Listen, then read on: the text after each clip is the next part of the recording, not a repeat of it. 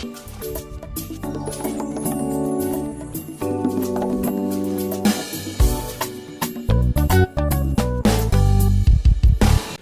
ጨለማው የዝምታ ወይንም የሽግግር ዓመታት እንማራለን። ከዛ ማለት አዲስ ኪዳንን ከማስተማሬ በፊት ሽግግሩንም በሚኪያስና በማቴዎስ መካከል አንድ ገጽ ነው የምታዩት፣ ግን 400 ዓመታት እንደውም ከዛ ይበልጣል። 400 ዓመታት ላይ ጨለማ ዘመን ይባላል።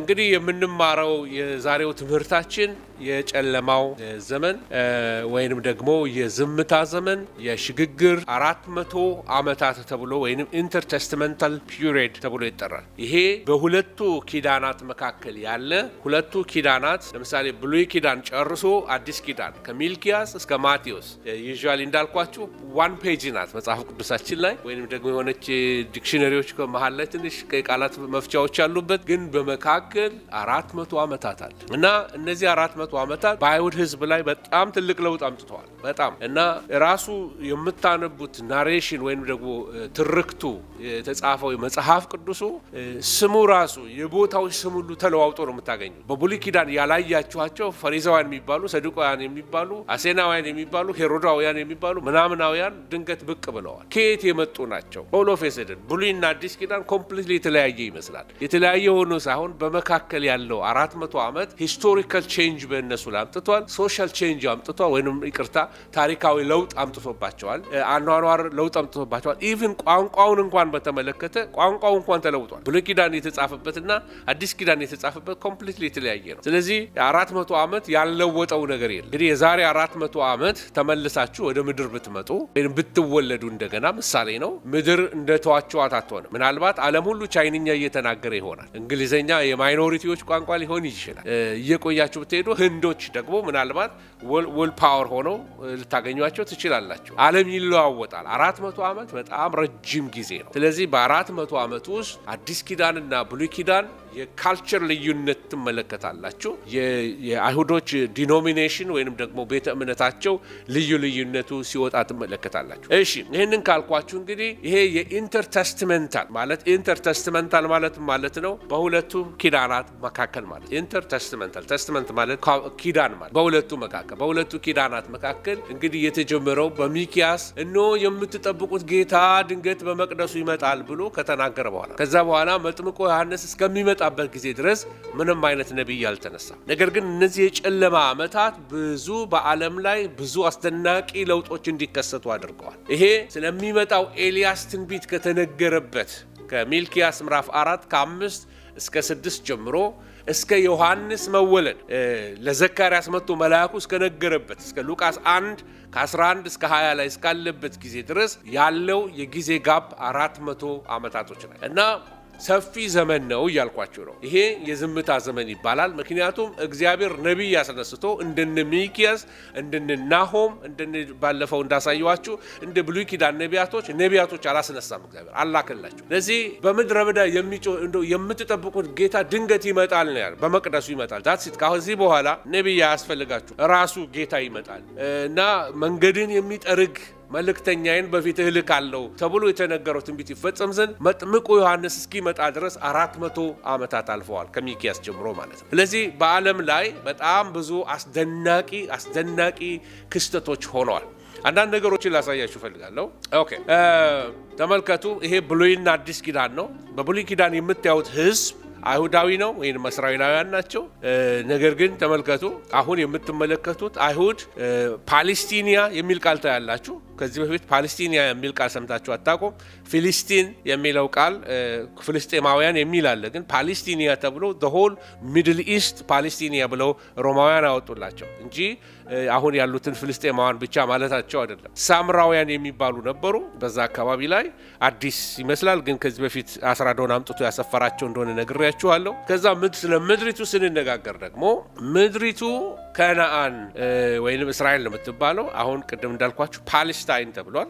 ስሙ ተቀይሯል። እስራኤል አዲስ ስሙ ወጣላት ማለት ነው።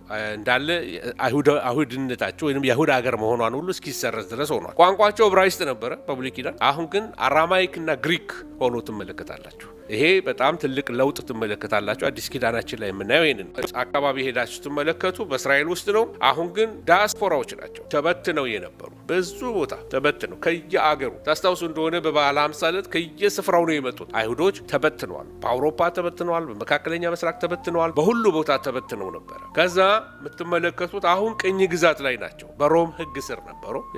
ይሄ በኋላ አሳያችኋለሁ። ምናልባት ሮማን ኢምፓየር ዛሬ ከደረስንበት በሮማን ኢምፓየር ኦቶሪቲ ስር ሆነው ነበረ እና ሮም ደግሞ በሕግ በጣም ጥብቆች ነበሩ እና ቅኝ ግዛት በሮማውያን ተይዘዋል። ለውጡን እያሳየዋችሁ በብሉይ ኪዳን ነሳውል እነ ዳዊትን ነው የምናውቀው። አሁን ግን ከየት የመጣ ሰው ሳይታወቅ ኤዶማዊ የሆነ ሰው ሄሮድ የሚባል ሰው ነገሰባቸው ላቸው።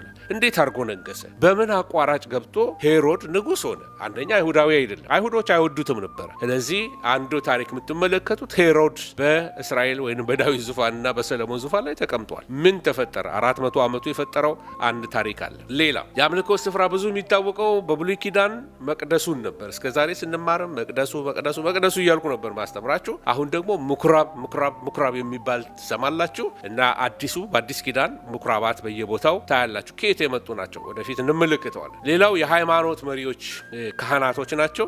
አሁንም የምትመለከቱት ፈሪሳውያንና ሰዱቃውያን የሚባሉ የሃይማኖት መሪዎች ተነስተዋል። ከየት የመጡ ናቸው እነዚህ ፈሪሳውያን፣ እነዚህ ሰዱቃውያን? እነማን ናቸው? እነዚህን ነገሮች መጠየቅ ያስፈልገናል። የምንጠይቀው ለምንድን ነው? ምላሹ በሁለቱ ኪዳናት መካከል ያለው የ430 ዓመት ጊዜ ላይ ነው ያለው። ምን ተፈጠረ በዛ ጊዜ? አሁንም ቀጥዬ ላሳያችሁ። ሌላ ስላይድ ተመልከቱ። ይሄ በብሉይ ኪዳን ላይ የምትመለከቱት ታናክ ወይንም ዕብራይስጥ ላይ በዕብራይስጥ የምታዩት ነው የተጻፈ ነው ብሉይ ኪዳናችን ታልሙድ። ወደ ከ400 ዓመት በኋላ ስትመለከቱ ደግሞ አዲስ ኪዳን እንደምታገኙት። ስለዚህ ከ50 ኤዲ ወይንም ደግሞ ከክርስቶስ ከ50 ዓመት በኋላ ከክርስቶስ ከመጣ በኋላ እስከ 100 ዓመተ ምህረት አዲስ ኪዳን ተጽፎ ሲያልቅ ትመለከታላችሁ እና በመካከል ያለውን ጋፕ እንድታዩልኝ ነው። 400 ዓመት ነው። ምን ተፈጠረ በዚህ 400 ዓመት? እንግዲህ ስኮለሮች ወይም የመጽሐፍ ቅዱስ አዋቂዎች እንደሚያስተምሩት ይሄ ኢንተርቴስትመንታል ፒሪየድ ይባላል፣ ወይንም በኪዳናት መካከል ያለ ዘመን ነው ይባላል እና የዝምታ ዘመን ነው። እግዚአብሔር ነቢያት አላስነሳ፣ የጨለማ ዘመን ነው። በቃ ምንም አቅጣጫ አላሳየም እግዚአብሔር። ያ ማለት እግዚአብሔር አልሰራም ማለት አይደለም። ይሄንን ልታውቁት ይገባል። ስለዚህ በዚህ የጨለማ ዘመን ውስጥ የዓለም ሀያላን ከዚህ በፊት ብሉይ ላይ ያሳየኋችሁ ታስታውሳላችሁ። አሶራውያን ነበሩ፣ ባቢሎናውያን ነበሩ፣ ፋርሳውያን ነበሩ። አሁን አዲስ ኃይል ይመጣል፣ ግሪካውያን። ግሪኮችና ሮም ደግሞ ወርልድ ፓወር ወይም ደግሞ የዓለም ሀያል አገር ሆነው ሲነሱ ትመለከታላችሁ። ከዚህ የተነሳ ይሄ 400 ዓመት ሲመጣ ራሱ ጁዳይዝም ራሱ በጣም ምስቅልቅል ያለ ሆነ። ተመልከቱት፣ እያንዳንዳቸውን ተመልከቱ። ይሄ ይሁዲ ነው። ከይሁዲ በመካከል እነዚህ ሳምራውያን የሚባሉ ከውጭ መጡ።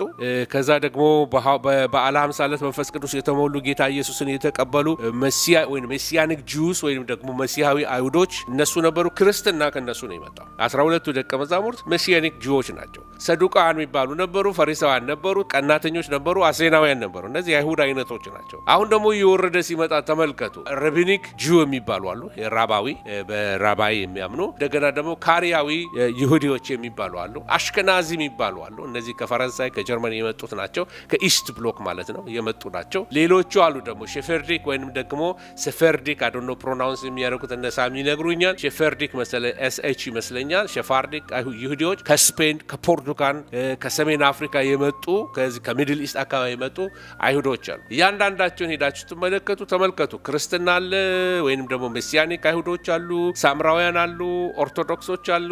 ኦርቶዶክስ ጁ ማለት ነው። ኦርቶዶክስ የኛ ሀገር አይነቱ ማለት አይደለም። ተሐድሶዎች አሉ። ተሐድሶ ምንም ይሄኛውንም ሪፎርምድ የተባሉ አይሁዶች አሉ።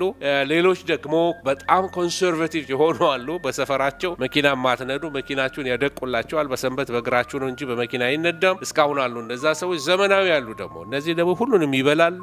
የፉድሎ አይከተሉም። አለባበሳቸው እንደ አይሁድ አይደለም። ሊብራል የሆኑ ናቸው። ለዘብተኞችም እነዚህ ተመሳሳዮች ናቸው እና አክራሪዎች አሉ፣ ሄሲዲክ አሉ። የተለያየ አይነት የአይሁድ አይነቶችን ላሳያችሁ ብዬ ነው። እንግዲህ የይሁዲ አይነቱ በአይነት ምን ሆነ ማለት ነው? በጣም ተቀላቀለ። 400 ዓመቱ ራሱ የይሁዲን ትምህርት ምን አደረገው ማለት ነው?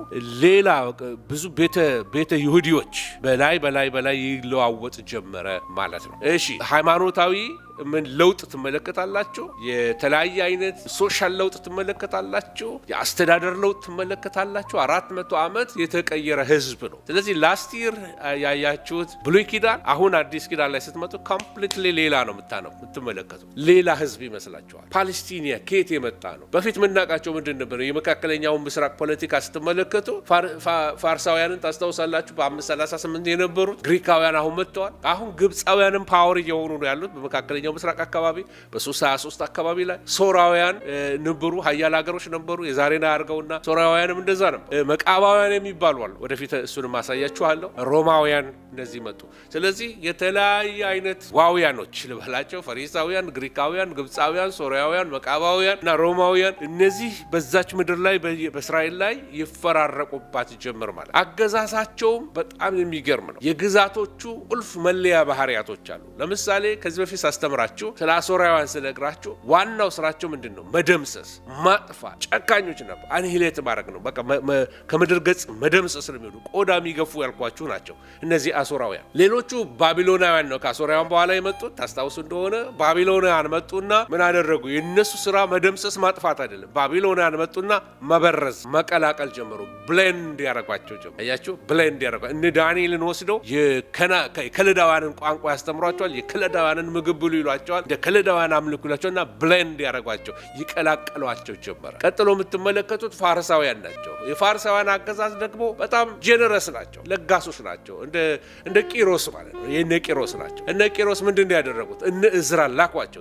ፐርሚት ያደርጋል። ፈቃጆች ናቸው። ሂዱና አገራችሁን አልሙ፣ ገንዘብ እንኩ እሰጣችኋለሁ፣ የራሳችሁን አገር አልሙ፣ ግን ያው ትገዙልኛላችሁ። እንደዛ አይነት ነው አሰራራቸው። ስለዚህ አሶራውያን ይደመስሳሉ፣ ባቢሎናውያን ብሌንድ ያደርጋሉ ወይም ይቀላቅላሉ። ፋርሳውያን ወይም ደግሞ የፋርስ ሰዎች ደግሞ ፐርሚት ያደርጋሉ፣ ይፈቅዳል። ግሪኮች ግን ለየት ይላሉ። አሁን አዲስ ኪዳን ላይ ስንመጣ ይህንን ነው ሃይላይት እያደረግ የምንመለከተው። ወደ አዲስ ኪዳን ስንመጣ ግሪካውያን ከሚያደርጉት አንዱ ሲስተማቸው በገዟቸው ሀገሮች ላይ ኢንቴግሬት ያደርጋሉ። ቋንቋቸውን ያስተምራሉ።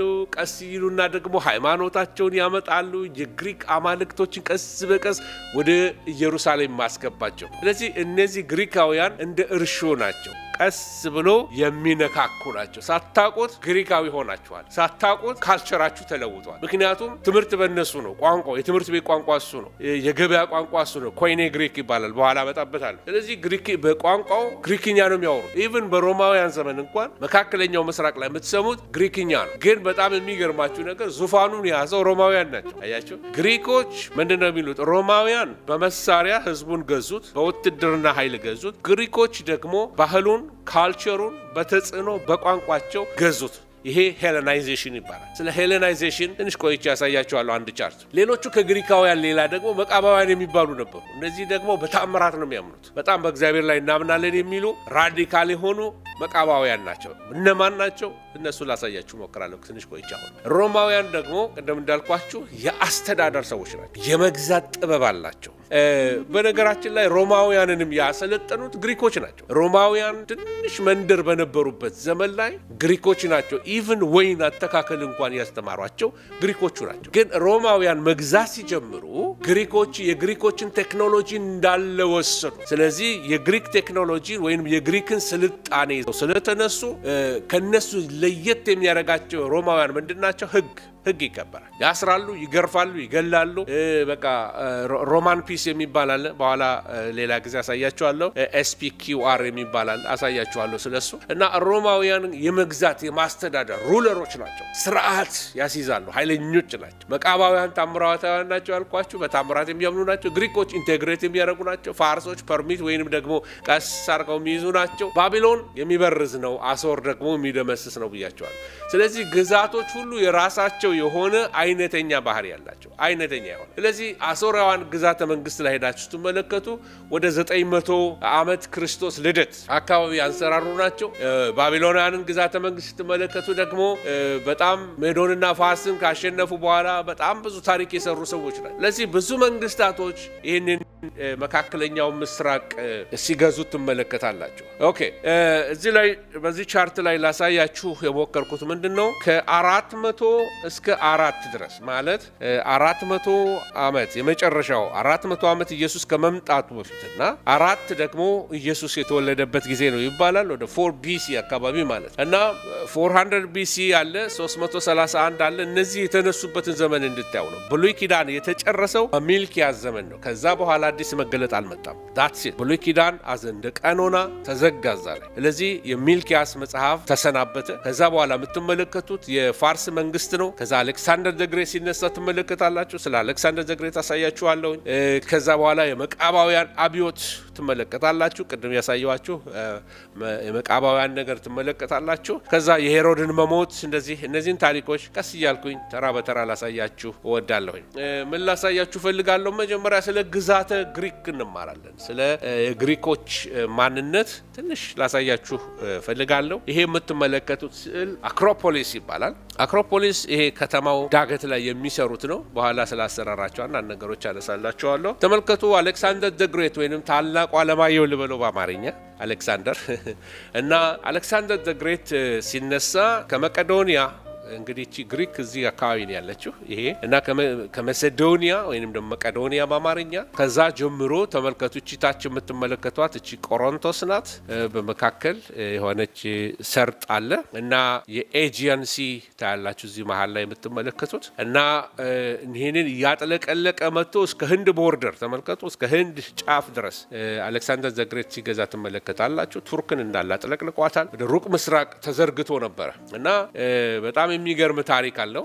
ኢንትረስቲንግ የሆነ ሰው ነው። 4 አይነት ግሪኮች ዘመናቶች አሉ። ግን ከዛ በፊት ሁለቱን ላሳያቸው። የመጀመሪያው ጥንታዊቷ ግሪክ የሚባል አለ። ከዛ ክላሲካል ግሪክ የሚባል አለ እና ከዛ የግሪክ የተሳካላት ዘመን የሚባል አለ። ከዛ የአሌክሳንደር ዘ ግሬት ዘመን የሚባል አላቸው። ይሄ በጣም እንግዲህ እንደምታውቁት በጣም ሂስቶሪያንስ ወይም የታሪክ አዋቂዎች ብዙ የጻፉለት፣ ብዙ ደራሲዎች መጽሐፍ የጻፉለት፣ ብዙ ድራማዎች፣ ብዙ ሙዚቃዎች የተጻፉለት ስለነ ሆመር ሰምታችሁ ይሆናል። እንደነ ሆመር አይነት እንደ አርስቶትል ፈላስፋዎች የነበሩበት የሊቃውንት ሀገር የምሁራን ሀገር ናት ግሪክ። እና ግሪኮች እውቀት ይሻሉ አይደለም የሚለው አይሁድ ደግሞ ምልክት ይሻሉ። በጣም ትክክለኛ ነገር ነው። እና ግሪኮች በጣም የእውቀት ሰዎች ነበሩ። ኢቭን ከሮማውያን ይልቅ በእውቀት በጣም ስማርቶች ናቸው። እና አርኪሜዲስ ስለ ማትስ የምታውቁ ሰዎች ካላቸው ፓይታጎራል ቴረም ኢቭን አሁን የሜዲካል ወርዶች ሄዳቸው የሜዲካል ቃላቶች መድኃኒት ራሱ ሲጻፍላቸው ግሪክኛ ነው ስሙ ግሪክኛ ነው። ለምን በእንግሊዝኛ እንዳልቀየሩት አይዶን ነው። ግን በሙሉ የሜዲካል ወርዶች ግሪክ ነው የሚጠቀሙት። ለምን ጥንታዊ ህዝቦች ናቸው። ብዙ የመድኃኒት ነገር ፈልስፈዋል። ብዙ የዚህ ቴክኖሎጂ በተለይ ህንፃ የመስራት አሁን ዋይት ሃውስ ብትመለከቱ፣ ካፒቶልን ብትመለከቱ የግሪኮች ቴክኖሎጂ ነው። በፒለር የሰሩት ግሪኮች ናቸው። እና ቅድም ያሳየዋችሁ ምናልባት ይህን ስል ላምጣላችሁ። ተመልከቱ። ይህንን ፒላር እነሱ የሰሩት የዛሬ ስንት ሺህ ዓመት ነው። ተመልከቱ። ከ2100 ቢፎር ክራይስት ተመልከቱ። እና ወደኋላ ሊሄድላችሁ ይሄ ቤቶች የተሰሩት በ2100 አካባቢ ነው። ይሄ ማለት ገና ሌላው ህዝብ ዓለም ሁሉ ጨለማ ውስጥ ባለበት፣ ሌላው ሁሉ በየዋሻ በሚኖርበት ዘመን ግሪኮች ከእብነ በረድ ቤት የሚሰሩ የሰለጠኑ ህዝቦች ነበሩ። እሺ። እና ግዛታቸው እየተስፋፋ ይሄዳል። በተለያየ ዘመን የተለያየ ነገር ይሰራሉ። ይሄ የግሪክ ማፕ ነው እና ግዛታቸውን ተመልከቱ። በጣም ሰፊ ቦታ ነው የያዙት። ኢቭን አሁን ቱርክ የተባለችው ቦታ እነዚህ 7ቱ አብያተ ክርስቲያናት የተባሉት ራእይ ላይ የተጠቀሱት አገሮች ሁሉ ሳይቀሩ በእነሱ ቁጥጥር ስር ነበሩ። አሁን ቱርክ የወሰደችባቸው በጣም ብዙ መሬት አለ። ኢቭን መሰዶኒያ የሚባል ሀገር አለ። የግሪክ ነበረ ራሱ ስሙ መሰዶኒያ ወይም መቄዶንያ የሚባለው ቃሉ ራሱ ግሪክኛ ነው። ግን አሁን መሰዶኒያንስ የራሳቸው ተገንጥለው የራሳቸው አገር አላቸው። ስለዚህ ግሪክ ተቆራርጣ ነው እንጂ በጣም ትልቅ ቴክኖሎጂ ለዓለም ህዝብ የተረፈ ብዙ እውቀት የነበራቸው ሰዎች ናቸው። እንግዲህ አነሳሳቸውን ለመናገር ያህል በደቡብ አውሮፓ በሜዲትራኒያን እና በኤጂያን ባህር በዛ አካባቢ ተራራ ተራራማ በሆነ አካባቢ ላይ የሚኖሩ ሚኖዋን የሚባሉ ይሄን ቃል አስተውሱ ሚኖዋን የሚባሉ ህዝቦች ነበሩ። ጉግል አድርጉት እናንተ ታገኙታላችሁ ብዙ ሂስትሪ። እነዚህ በጣም ተዘዋዋሪ ነጋዴዎች ነበሩ። ስልጣኔያቸው በጣም እስከ 400 ቅድመ ዓመት ክርስቶስ ጌታ ኢየሱስ ከመምጣቱ 400 ዓመት ድረስ በጣም የሰለጠነ ተዘዋዋሪ መርከብ ያላቸው ነጋዴዎች ነበሩ እነዚህ ሚኖዋንስ የሚባሉ። ስለነሱ ሲቪላይዜሽን ላሳያችሁ። ይሄ የሚኖዋን ሲቪላይዜሽን ነው። የሀገራቸውን ላይ ያለ አርቲፋክቶች ናቸው። እስካሁን ድረስ ያለውን ሊያሳያችሁ ይሞክራሉ። በጣም ጣዖት አምልኮ ነበር። እነዚህ ታዲያ ሚኖዋንስ የግሪኮች ምን ማለት ይችላላችሁ? ግሪክን የመሰረቱ እነሱ ናቸው። ቀድመ ግሪክ የነበሩ ህዝቦች ናቸው። ስለዚህ ግሪክ ከነሱ ነው የጀመረችው ማለት እንችላለን። ስለዚህ ሚኖዋንስ ግሪኮች ናቸው እና የሚታወቁበት አንድ ነገር አለ። ምናልባት በተለያየ አይነት በሲኒማ ወይንም ደግሞ በስዕል ወይንም ደግሞ አንዳንድ ጊዜ በአባባል ፈረንጆች በአባባል ትሮጃን ሆርስ ሲሉ ሰምታችሁ ከሆነ ከነበረ ይሄ ስለ ትሮጃን ሆርስ ልነግራችሁ ፈልጋለሁ። እነዚህ ማይሲያን የሚባሉ ግሪክ ውስጥ ያሉ ሀገሮች እነዚህ ሚኖዋን የመሰረቷቸው ማለት ነው። ትሮይ የምትባለዋን ከተማ መያዝ ፈለጉ። ትሮይ ያለችው ቱርክ ውስጥ ነው እና ብዙ ሆሊውዶች ብዙ ሲኒማዎች ይሰራሉ እንደዚህ ጥንታዊ በሆኑ ታሪኮች ላይ እና ትሮይ የምትባለውን ከተማ ለመያዝ 10 ዓመት ከበቧቸው እና 10 ዓመት ከከበቧቸው በኋላ መግቢያ ስላጡ ምን አደረጉ? ለታላቂቷ ዳያናና አፍሮዳይተስ አማልክቶቻቸው ናቸው ለነሱ ስጦታ እንሰጣለን ብለው ትልቅ ፈረስ ሰሩ። ይሄ ትሮጃን ሆርስ ይባላል። ይሄ ትሮጃን ሆርስ ውስጡ ሰዎች የሚይዝ ነው። ስለዚህ ያደረጉት ነገር ምንድነው? እዚህ ውስጥ ሰዎችን ከተቱና ወታደሮችን ከተቱና በሩ ላይ አቆሙ። ምክንያቱም ከተማይቱን ከበው ለ10 ዓመት ያህል ምንም ኢንፊልትሬት ማድረግ አልቻሉም። ከተማይቱን ሊማርኩ አልቻሉም። እነዚህ ትሮይን ማለት ነው። እና መጨረሻ ላይ የሆነው ታሪክ ምንድነው? በዛ በበዓሉ ቀን ወሰዱና ይሄንን ስጦታ በር ላይ ያስቀመጡ። ከዛ በማታ ወጥተው ሰዎቹ የትሮይ ሰዎች ይሄንን ስጦታ የመሸነፍ ምልክት ነው፣ አፍሮዳይተስና ዳያናን የማምለክ ምልክት ነው ብለው ወሰዱት፣ አስገቡት እና ወደ ውስጥ አስገብተው በከተማው መካከል አቆሙት። ድል ያደረጉ መሰላቸው። መጨረሻ ላይ ወደ የቤታቸው ሲገቡ ከዚህ ከሆድ ዕቃ ውስጥ እዚህ ሰዎች ነበሩ። ወጥተው ከውስጥ ከተማይቱን በር ከፈቱ። የከተማይቱን በር ከፍተውላቸው እንግዲህ ትሮይን ማረኳት ማለት ነው። ትሮይ የተማረከችው በትሮጃን ሆርስ ነው እና አንዳንድ ሰዎች ምን ያደርጋሉ? የሆነ ነገር አያይዘው ስጦታ ሲሰጧችሁ ከውስጡ የሆነ ነገር ካለው ወይንም ከኋላ የሚፈልጉት ነገር ካለ ትሮጃን ሆርስ ነው ይባላል በፈረንጅኛ አባባል ማለት ነው። እና የትሮይ ፈረስ ነው፣ ትክክል ነው። እና ታሪኩ ከኋላ ይሄ ነው፣ ከሚኖዋን ከማይሲያን ጋር የተያያዘ ነው።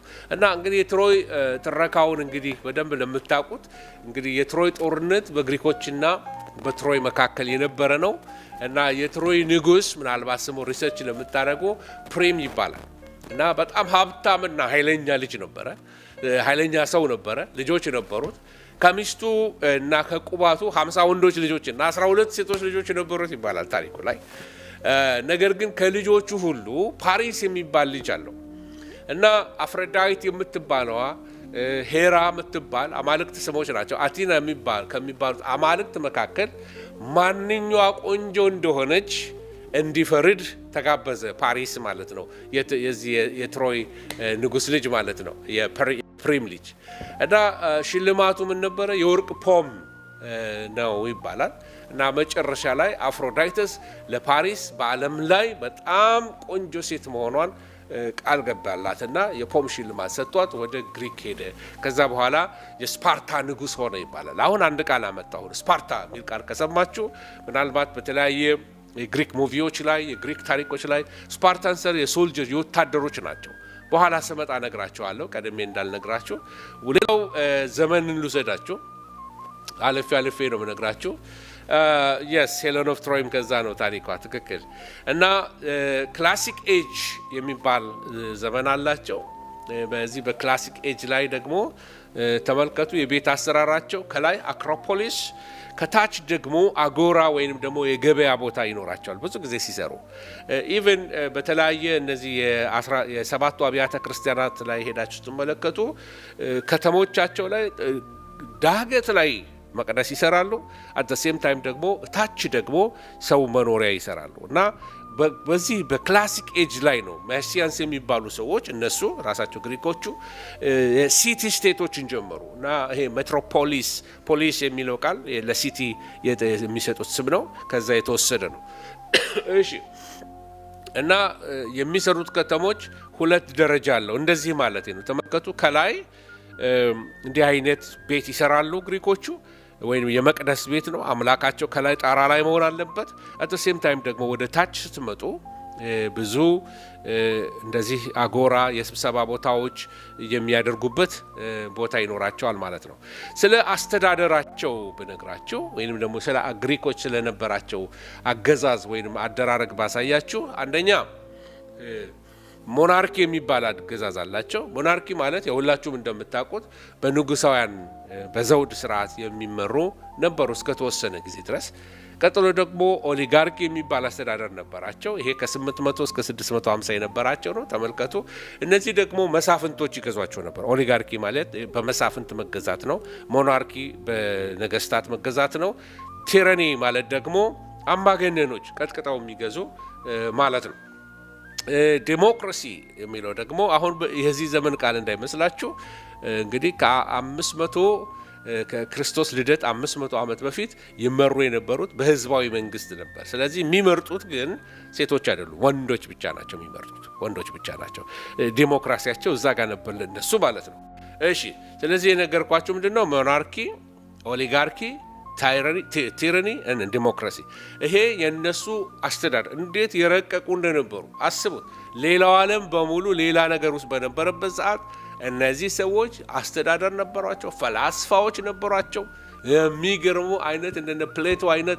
የሚገርሙ አይነት ፈላስፋዎች ነበሯቸው እና ከመጽሐፍት ትምህርት ቤት የተጀመረው ከነሱ ነው ከግሪኮች ነው በስልጣኔ እና ሮማውያን በኋላ መጡና በኃይል ወሰዱና አስተዳደር አረጉና ስልጣኔያቸውን ወሰዱ እንጂ ብዙ ዕውቀት የነበራቸው ግሪኮች ናቸው ስለዚህ ነው ጳውሎስ ግሪኮች ይላል ዕውቀትን ይሻሉ አያችሁ እና የማይሰሙት ነገር የለም በዲስከሽን ያምናሉ እስካሁን ድረስ አለ አይደል አሪዮስፋጎስ የሚባል የሚያወሩበት ቦታ አለ ግሪክ ሀገር ያላችሁ ሰዎች ከስቲል ይመስለኛል ጠዋት ዜና የተነገረ እስከ ማታ ድረስ የሚወራበት ቦታ አለ ይባላል በጣም የግሪክ ሰዎች አዲስ ነገር ከመስማት አይውሉም ማለት ኤቭሪዴይ አዲስ ነገር መስማት ይፈልጋሉ ዜና የጀመሩት እነሱ ናቸው ማለት ይችላልላችሁ ማለት ነው እሺ ይሄን ምነግራችሁ ለምንድን ነው ኢየሱስ ክርስቶስ መጥቶ ያስተማረበት ዘመን ምን ይመስላል ጳውሎስ ሄዶ ያገለግለበት አውሮፓ ምን ይመስላል የግሪኮች ጳውሎስ በግሪክ መካከል ሲመላለስ በአቲና ያለ መንፈሱ ተበሳጨበት ይላል ምን አበሳጨው ምን ተመልክቶ ነው እዛ ቦታ ላይ እና ምንድነው እዛ ቦታ ላይ ያለው ሂስቶሪካል ባክግራውንዱን ከተረዳችሁ መጽሐፍ ቅዱስን እንደፈለጋችሁ አትተረጉሙትም እሺ ጨዋ ኢንተርፕሪቴሽን ይኖራቸዋል አንዳንድ ሰዎች ለነሱ ስሜት የተመቸውን ነገር ሁሉ መጽሐፍ ቅዱስን ሊያናገሩት ይፈልጋሉ ትክክለኛ አይደለም ስለዚህ ኢንቴግሪቲ ያስፈልገናል ታማኝነት ለቃሉ ታማኞች ልንሆን ያስፈልጋልና that's why ጊዜ ወስደን እንደዚህ አይነት በነፃ እንድንማር እግዚአብሔር ፕሮቫይድ ያደረገልን ሂስቶሪካል ባክግራውንድን ቁጭ ብለን ካጠናን የእድሜ ልክ ኢንቨስትመንት ነው ላችን ወገኖች ስለዚህ የከተማ መንግስታት ወይም ሲቲ ስቴቶቹ በሞናርኪ ይተዳደሩ ነበር ቀጥሎ በኦሊጋርኪ መተዳደር ጀመሩ እየሰለጠኑ ሲመጡ ደግሞ ወደ ዲሞክራሲ መጡ ይሄ ምዕራባውያን የወሰዱት ከግሪኮቹ ነው ስለዚህ የምዕራባውያን ስልጣኔ የመጣው ከዚህ ከግሪክ አካባቢ ስለሆነ ኢቭን ወንጌልም ወደዛ ሄዶ መልኩን እንዴት እየቀየረ ምዕራባውያን እንዴት እንደለወጡት ተመለከታላችሁ ስለ ስፓርታ ለነግራችሁ ፈልጋለሁ እነዚህ ስፓርታዎች ናቸው እነዚህ ስፓርታ ማለት የግሪክ ወታደሮች ናቸው በጣም ለረጅም ጊዜ ሰዎች ወራሪ ሲመጣ ሀገራቸው ላይ ሰው ጥሩምባ ተነፍሶ በሀገራችን እንደነበረው በድሮ ዘመን ማለት ነው ወራሪ መጣብህ ተነሳ ተብሎ ሄደው ይዘምታሉ ወንዶች እንጂ ፕሮፌሽናል ወታደሮች አልነበሩም ሁሉ ሲመለስ ወደ እርሻው ነው የሚሄደው ልክ በሀገራችን እንደነበረው ማለት ነው በማይጨው ዘመን ልክ እንደሱ ማለት ነው አሁን ስፓርታዎች ግን እንዳልኳችሁ ስፓርታ እንደዚህ ሲቲ ስቴቶች ናቸው የከተማ መንግስቶች ናቸው ግንብ ያደርጋሉ ብዙ ጊዜ በራሳቸው እና የራሳቸው የሆነ ተዋጊ ህብረተሰቦችን ማምረት ጀመሩ ውትድርና ስልጣኔ ጀመሩ ስለዚህ ወንዶች ሁሉ ወታደር መሆን ጀመሩ ሲምን ሊሆን ነው ማለት ነው ጦር ይታጠቃሉ፣ ሰይፍ ይይዛሉ። ስለዚህ ሀብትን ነጥቀው መብላት ይችላሉ፣ ከተማ ወረው መዝረፍ ይችላሉ። ሀብት ያመጣል እየዘረፉ ስለሚሰበስቡ። ስለዚህ ስፓርታዎች ጀመሩ ይቅርታ እና ወንዶች ለጦርነት ብቻ የሚዘጋጁበት ከተማዎች ሆኑ ስፓርታ። ከዚህ የተነሳ ሴቶች ሰራተኞች ውጭም ሰርተው የሚመጡ ወይንም እርሻ ላይም ሰርተው የሚመጡ ቤተሰብም ልጆቻቸውንም የሚያስተዳድሩ ብዙ ጫና ያለባቸው ሆኑ ማለት ነው። እና ይሄ የስፓርታ እንትናቸው ነው፣ ምስላቸው ነው፣ የፊታቸው አለባበስ ነው። ግሪክ ሀገር ብትሄዱ ብዙ ሐውልቶች ትመለከታላችሁ ስለነሱ። እና እየበረቱ ሲመጡ ይቅርታ ትንሽ ድርቀት ስለተሰማኝ ሊያስለኝ ይችላል። እና እየበረቱ መጡ። የጦር ኃይል እየጨመሩ በመጡ ቁጥር ምን ማድረግ ጀመሩ? የውትድርና ኃይላቸው ሲጠናከር ባሪያ ማድረግ ጀመሩ። ሄሎትስ ይባላሉ። በቃ ስፓርታዎች ሰዎችን ባሪያ ማድረግ ጀመሩ። መሳሪያ ይዘዋል። በቃ አያቸው። የመንግስት አጀማመር እንደዚህ ነው። ሀያላን ሀገሮች ጅማሬያቸው ይሄ ነው። ብዙ ጦር ያለው ብዙ ሄዶ ይዘርፋል፣ ብዙ ኃይል ይኖረዋል። አፍሪካ ላይ የአውሮፓውያን መጥተው ያን ሁሉ ሀገር ቀኝ ግዛት ያደረጉት ብዙ ኃይል ስለነበራቸው ቀደም ብለው ስለመጡ አገሪቱን የሚፈልጉትን ነገር ሀብት ሰብስበው አገራቸውን ቢልድ አደረጉበት ከደሃ ሀገር ወስደው ማለት ነው። ስለዚህ ስፓርታዎች መሳሪያ ስላላቸው ሌሎችን ግሪኮች ባሪያ ማድረግ ጀመሩ። አቴንስ እስካሁን ድረስ በቆም ያለው አሉ። አገራቸው በዛ ዘመን በጣም ስልጡን የነበረች ናት ብያችኋለሁ። ምናልባት እዛ አካባቢ ሄዳችሁ ያያችሁት ካያችሁ ኦሎምፒክ ከዛ እንደነበረ ታስታውሳላችሁ። ማራቶን ከዛ እንደሆነ ታስታውሳላችሁ። ብዙ ነገር ከዛ ነው የተወሰደው እና ሐዋርያው ጳውሎስ ወንጌል ሄዶ የሰበከበት በጣም ሂስቶሪካል የሆነ ከኢየሩሳሌም ቀጥሎ ወይም ከእስራኤል ቀጥሎ በጣም በአዲስ ኪዳን ሂስቶሪካል ከሚባሉ ቦታዎች አንዱ እነዚህ ናቸው።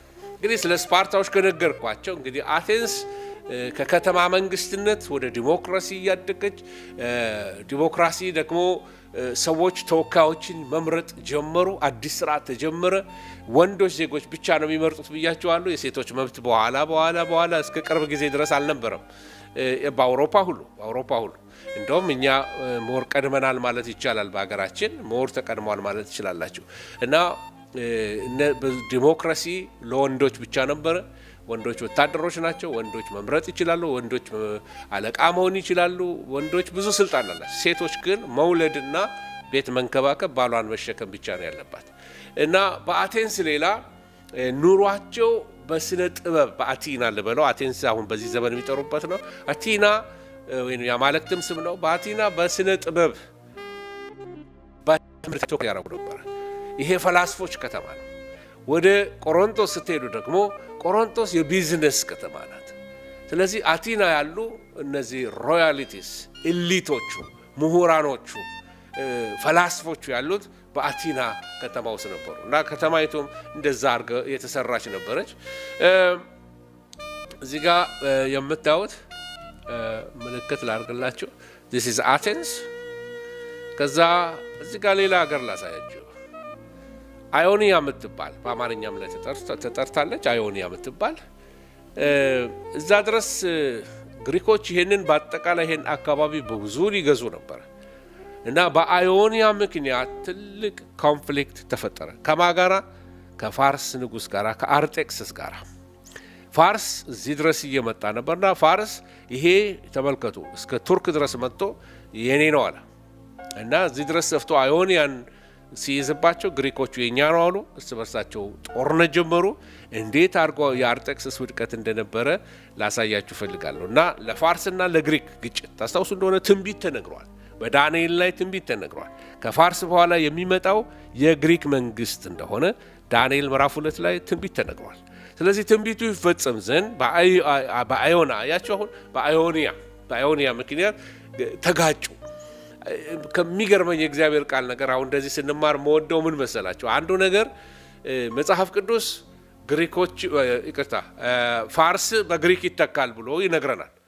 እንዴት ተተካ ብለን ግን ሄደን ስንመለከት ግጭቱ የተነሳው አዮኒያ ላይ ነው።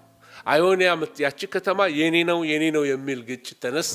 ከዚህ የተነሳ ኃይለኛ ጦርነት ተደረገ ምናልባት አንዳንድ ምስሎችን ለማሳየት ያህል እሺ ውሃ ጠጣ ያለኝ ነው ተባረኩ ቴንክ ዩ አይ ኒድ ዳት ኦኬ እና ይሄ እነሱ ጦርነት የጀመረበት ነው አንዳንድ ሂስቶሪካል ስዕሎች ስትመለከቱ ይሄ የግሪክ አርሚ ነው ይሄ ፋርስ አርሚ ነው ካለባበሳቸው ሁሉ ታውቃላችሁ እነዚህ ፋርሳውያን አድቫንስ የሆነ ጦር አላቸው እነዚህ ስፓርታዎቹ ናቸው የግሪክ ጦር ስፓርታ ኦኬ ስለነሱ አንዳንድ ነገር ላሳያችሁ ፈልጋለሁ በጦርነቱ ላይ እርስ በርሳቸው በሚዋጉበት ሰዓት ላይ ተመልከቱ ፋርሶች 200,000 እግረኛ ነበራቸው ግሪኮች 7,300 እንትኖች ነው እግረኛ ነበራቸው ወደ 300 ስፓርታ ናቸው ማለት ፕሮፌሽናል ሶልጀሮች ማለት ነው ኦኬ ከዛ ፋርሶች በመርከብ የነበራቸው ወደ 1,200 መርከብ ነበራቸው ግሪኮች 200 ብቻ ነበራቸው ፋርሶች 20,000 ፈረሰኛ ነበራቸው ግሪኮች ምንም ፈረሰኛ አልነበራቸው ለምን ዊዶ ነው እና ምንድነው የሚያሳያቸው በሁሉ ነገር ፋርሶች አድቫንስ ናቸው ብዙ አመትም ኖረዋል እና አርጤክስስ ናቸው መጽሐፍ ቅዱስ ላይ እና የአስቴር ባል ማለት ነው እና እስከ ታች እስከ ግሪክ ድረስ መጥቶ አዮኒያን ይይዛል ነው ብሎ በዛ ጦርነት በሚያደርጉበት ሰዓት ላይ 200,000 እግረኛ ጦር ይዞ ነው የመጣው ፋርስ 1,200 መርከብ ይዞ ነው የመጣው 20,000 ፈረሰኛ ይዞ ነው የመጣው አስቡት ምን አይነት ጦር እንደሆነ እና ግሪኮችና ፋርሶች በቃ ሰራዊቱን ስታወዳደሩት ግሪኮቹ ተውጠው ነበር ስፓርታዎቹ ንጉስ ነበራቸው የራሳቸው ከተማላቸው ብያቸዋለሁ ሲቲ ስቴት እና ሊዮኒደስ የሚባል ንጉስ ነበራቸው እና የስፓርታ ሰራዊት እጅግ የሰለጠነ ጦር ቢሆንም በጣም ተዋጊ ቢሆንም በጣም በሚገርማቸው ሁኔታ በዚህ ጦርነት ላይ ግን በቁጥር ተበልጠዋል አርጤክስስ ሰልፉን ለማየት ከፍ ያለ ቦታ ላይ ተቀምጦ ታች ሰራዊቱ የሚጣላ የሚዋጋበትን እሱ ወርቅ ዙፋኑ ላይ ተቀምጦ ይመለከታል ያንን ሁሉ የሚሸከሙለት ሰዎች ነበሩ እና ሰልፉን በሚያየት በሚችልበት ስፍራ ላይ ተቀምጦ ዙፋኑ ላይ ተቀምጦ ይመለከት ጀመረ ወደ 7,300 የሚሆኑ የግሪክ ወታደሮች ገትረው ያዟቸው ብዙዎቹን አረዷቸው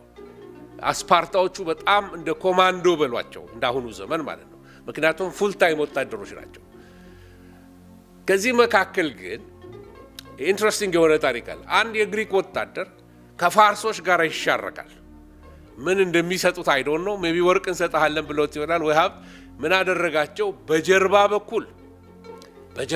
በጦሩ ጀርባ በኩል ሰራዊት እየመራ ወስዶ በዚህ ዘመን የጦርነት ቋንቋ ቆረጣ ነው የሚባለው ይቅርታ አርጎ ዲሴን ስለተጠቀምኩኝ በዛ የጦርነት ሲስተም ግሪኮቹ እንዲመቱ አደረገ እና ሊዮናዲስ ግን ምን አደረገ እንትና ንጉሳቸው የአቴናን ሰዎች በጣም የምሁራን ከተማ ስለሆነች በጣም በእብነበረድ ያሸበረቀች ከተማ ስለሆነች አርጤክስስ መጥቶ እንዳይመታት ቀደም ብላችሁ ሂዱ ብሎ አሸሽቷቸው ነበር ፋርሶቹ ግን የቀሩትን ስፓርታዎች ምንም ሳያስተርፉ ጨፈጨፏቸው ብዙዎቹ አለቁ ማለት ነው እና ይሄ ምስል እስካሁን ድረስ በግሪክ ከተሞች ላይ ተመለከታላችሁ የሊዮናዲስ የሱ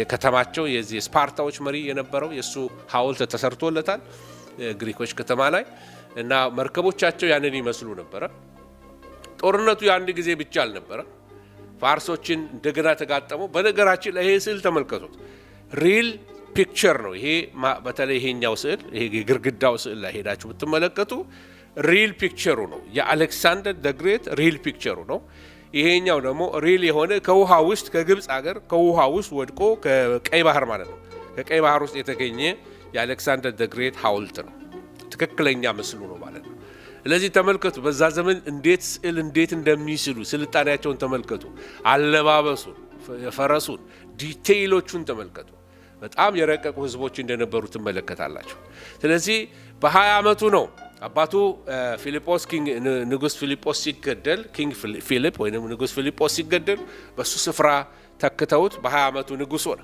እንግዲህ የአመት ልጅ የሚመራውን ሀገር ተመልከቱ እና በአንድ አመት የት እንደደረሰ ላሳያችሁ በጦርነት ተመልከቱ።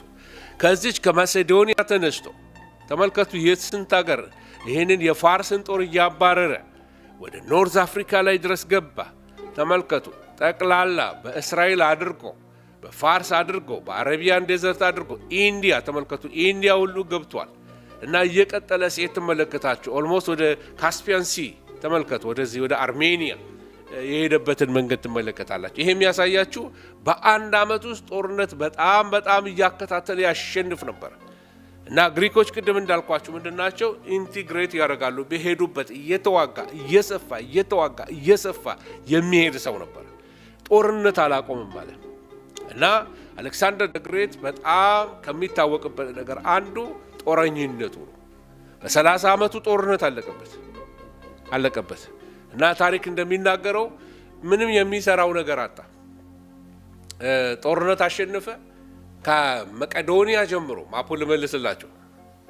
ከመቄዶንያ ጀምሮ ተመልከቱ ከመቄዶንያ ዓለም ኖን ወርልድ በዛ ዘመን የነበረውን ዓለም ከመቄዶንያ ጀምሮ እስከ ህንድ ድረስ ተመልከቱ እስከ ህንድ ድረስ ያለውን ዓለም በሙሉ አፍሪካም ኖርዝ እስከ ግብጽ ወደ ታች ሱዳንን ኢትዮጵያን ጫፍ ማርኳል። ይሄ አሌክሳንደር ዘ ግሬት ተመልከቱ።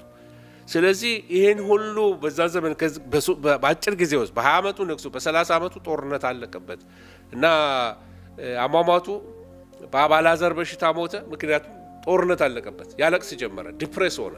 ጦርነት የለም የት ሀገር ሄዶ ያሸንፍ እና በዛ ነው አሟሟቱ በዛ ነበር። በቃ በዚህ መጠጠጭ ሆነ። አባላዘር በሽታ ያዘው። ያው አለ አይደለም ፐርፐዝለስ ሆነ። ጦርነት ነበረ ፐርፐዙ። ከ20 አመቱ እስከ 30 አመቱ ድረስ ተዋጋ። ዓለምን ገዛ። ዳትስ ኢት የሚሰራው ስራ አጣ እና በጣም ዲፕሬስ ይሆን ነበር ጦርነት ስላልነበረ ማለት ነው።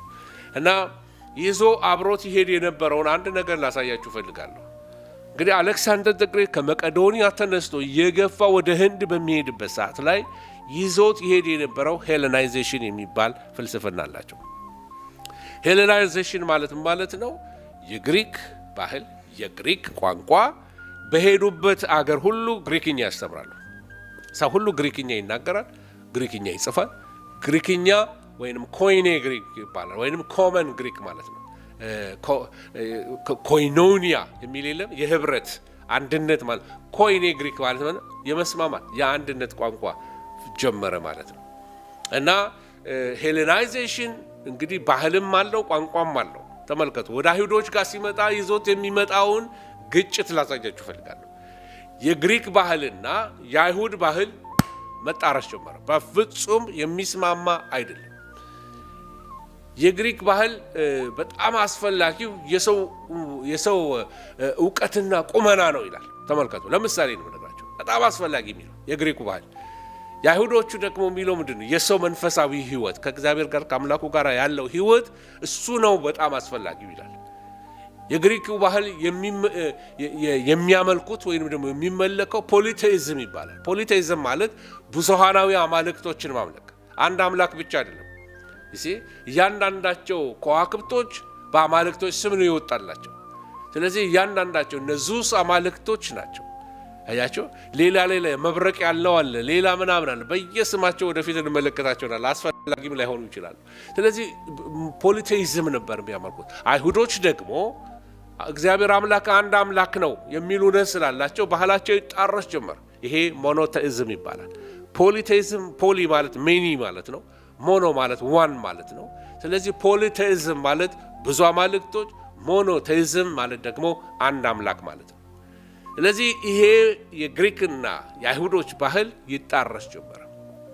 ወገኖች ሆይ የሚገርማችሁ ነገር ግሪኮቹ ፈጣሪ በሰው አምሳል ነው የሚመጣ ወደ ሰው ይላሉ። የአይሁድ ባህል ደግሞ ሰው በእግዚአብሔር ነው ፈጣሪ በሰው አምሳል ነው የፈጠረው። ፈጣሪ በሰው አምሳል ነው የተፈጠረው። ለምሳሌ ዙስ ሰው ይመስላል። የተለያየ አይነት አማልክቶቻቸው ሰው ይመስላሉ። ስለዚህ አማልክቱ የተፈጠሩት በሰው ምሳሌ ነው ይላሉ። አይሁዶች እንደዛ ይሉ። እነሱ የሚሉት ሰው በእግዚአብሔር አምሳል ነው የተፈጠረው ብለው ነው የሚያምኑት። የባህል ግጭቱን ላሳያችሁ ብዬ ነው። ሌላው አንዳንድ የግሪክ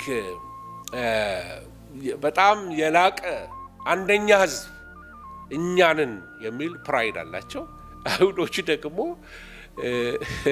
አይሁዶች ደግሞ ጥሎባቸው እኛ ምርጥ ህዝብ ነን የሚለው ነገር ደማቸው ውስጥ አለ። ምንም ልታረቁት አትችሉ።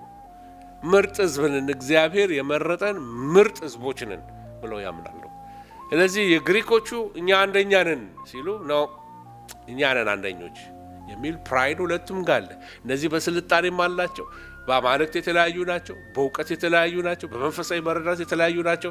ሄለናይዜሽን ወይም ደግሞ ግሪካዊ የማድረግ አገርን ወደ ግሪካዊነት የመቀየር ግሪካዊ ባህል፣ ግሪካዊ ቋንቋ፣ ግሪካዊ አማልክቶች፣ ግሪካዊ እንደዚህና እንደዛ እነዚህን ሁሉ የሚያደርገው ሄለናይዜሽን ይባላል።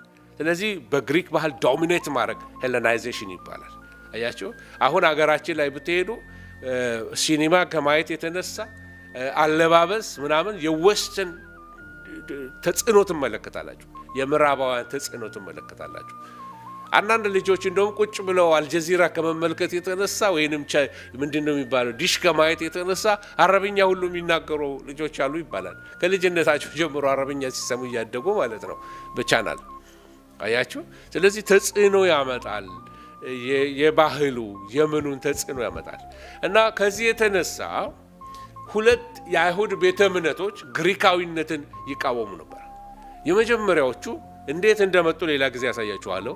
ፈሪሳውያን ይባላሉ። ፈሪሳውያን ሄለናይዜሽንን አይወዱም እና ሐሲዲም ይባላሉ። ሁለቱም ሐሲዲሞች ናቸው፣ ፈሪሳውያንና ሰዱቃውያን። የምኩራብ መሪዎች ናቸው ፈሪሳውያን ብዙ ጊዜ፣ ሰዱቃውያን ግን የመቅደስ መሪዎች ናቸው። መቅደሱ አካባቢ የምታዩዋቸው ትልቅ ስታተስ ያላቸው መቅደስ መሪዎች ናቸው። ፈሪሳውያን በህብረተሰቡ መካከል ከድሆች ጋር አይደንቲፋይ ያደርጋሉ። የህብረተሰቡ ይሄ ሚድል ኢንካም ወይም ደግሞ መካከለኛ ያሉትና ድሆች ላይ ከድሆች ጋር አሶሲየት ያደርጋሉ ፈሪሳውያን። ሰዱቃውያን ግን የህብረተሰብን የላኛውን ክፍል ነው የሚይዙት፣ ከሀብታም ጋር፣ ከባለጠጋ ጋር፣ ከሮማውያን ጋር፣ ከነዚህ ከአንጾኪያ ካሉ ከነዚህ ከሶሪያኖች ጋር ሀብታሞች ነበሩ የዛን ጊዜ፣ ከነሱ ጋር ነው አሶሲየት የሚያደርጉ። 100% ፈሪሳውያን ግሪካዊነትን ይቃወማሉ፣ ሄለናይዜሽንን ማለት ነው። የግሪክን ተጽዕኖ በአይሁድ ህዝብ ላይ ያለውን በጣም ይቃወማሉ። ሰዱቃውያን ግን 50-50 ናቸው። ግሪካውያንን የማይቀበሉበት ነገር አላቸው፣ የሚቀበሉበት ነገር አላቸው። እነዚህ አስታውሱ፣ መንፈስ የለም፣ መላእክት የለም ምናምን የሚሉ፣ ትንሣኤ የለም የሚሉ ናቸው ሰዱቃውያን።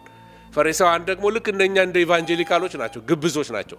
ያው እንደኛ ነው ማለት ይቻላል እነሱንም። እና ሁሉንም የብሉይ ኪዳን ህግጋት ፈሪሳውያን ይቀበላሉ። ሰዱቃውያን ደግሞ የሙሴን ህግ ብቻ ቶራን ብቻ ነው የምንቀበለው ይላሉ። ነቢያትን አይቀበሉም፣ መጽሐፍትን አይቀበሉም፣ የታሪክ መጽሐፍቶችን አይቀበሉም። የሙሴን ህግ 5ቱ መጽሐፍት ብቻ ነው የምንቀበለው ይላሉ። ፈሪሳውያን ግን ሁሉንም ብሉይ ኪዳን ይቀበላሉ። ፈሪሳውያን በትንሣኤ ያምናሉ፣ ሰዱቃውያን በሙታን ትንሣኤ ያምኑ። ጌታ ኢየሱስ ክርስቶስ ምን አላቸው? የሕያዋን አምላክ ነኝ ብሏል እኮ እግዚአብሔር፣ ምን እያላችሁ ነው አላቸው። ስለዚህ ትንሣኤ እንዳለ መሰከረላቸው ማለት ነው። እና ስለ ሄለናይዜሽን ሰመራይዝ ላድርግላችሁና ይሄ ነው ቃሉ ሄለናይዜሽን።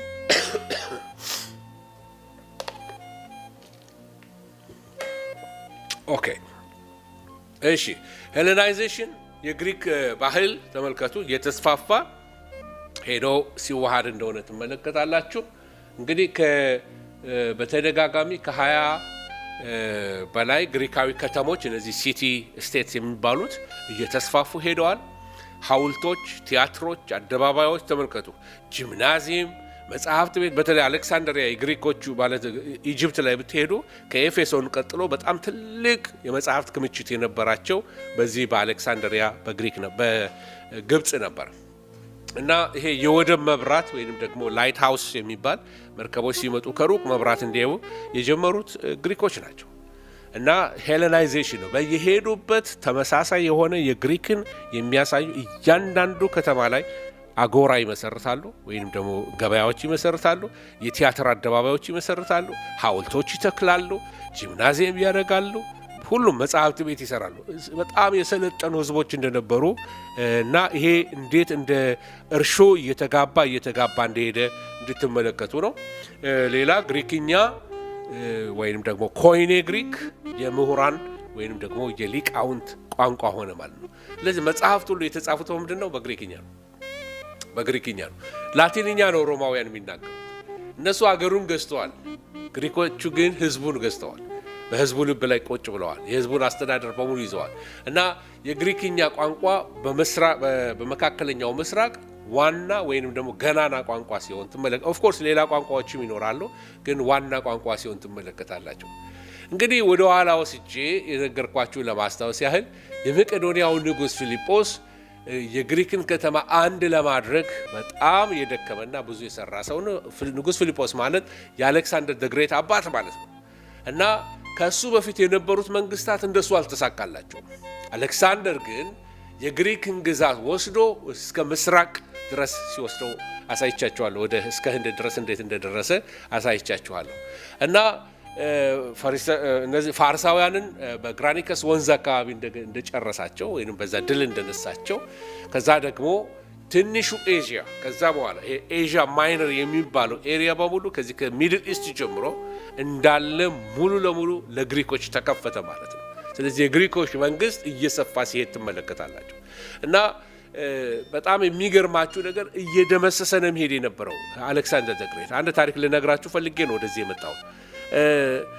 ከተሞችን እያጠፋ ነው ሄደው እየደመሰሰ አሉ የሚባሉ ከተሞችን እየደመሰሰ ነው አሌክሳንደር ዘ ግሬት መንግስቱን እያሰፋ የነበረው።